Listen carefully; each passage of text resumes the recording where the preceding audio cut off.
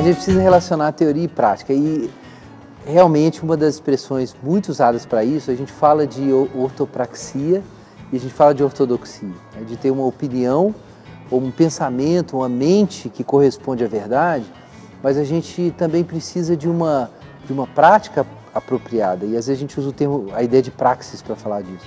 A gente poderia até introduzir um terceiro elemento, que é a ortopatia, que são os sentimentos apropriados, né, e que a gente precisa ter em relação às coisas. Né, e a gente está falando do pathos, né, que tem a ver com isso, com a percepção, com a vivência, com o sofrer. Eu diria que a gente precisa de ortodoxia, de ortopraxia, de ortopatia. E essas três palavras, elas fazem a gente lembrar dos transcendentais, né? Os transcendentais gregos, do verdadeiro, o belo e o bom, né? A gente precisa de ortodoxia porque a gente quer a verdade, a gente precisa de ortopraxia porque a gente quer o bem, e a gente precisa de ortopatia porque a gente quer a beleza. E eu ainda penso muito sobre como a gente pode desenvolver isso hoje na sociedade, mas eu acho que a gente vai precisar de cooperação de muita gente. A gente tem que desenvolver uma mente cristã, e isso tem a ver com ortodoxia. E a gente precisa também desenvolver uma praxis cristã e buscar o bem, e o bem no sentido amplo.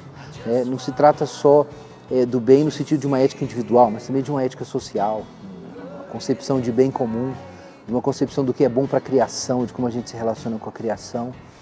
E eu gosto de pensar nesses transcendentais, eu gosto de pensar nos três, né, o verdadeiro, o belo e o bom, porque é muito fácil a gente ficar aprisionado em uma dessas coisas. Então tem o pessoal que é altamente ativista, só quer saber de ação, vamos agir, mas não sabe para onde está indo.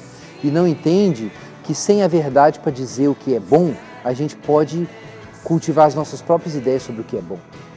E tem o pessoal que quer saber da verdade, a verdade é o que é fundamental.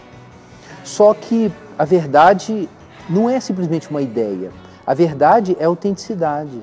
A verdade são as relações genuínas com as coisas. Se você tem ideias corretas, entre aspas, na sua cabeça, mas a sua relação com o mundo é falsa, e você usa essas ideias para justificar a sua relação falsa, então você não está na verdade. A verdade é pessoal.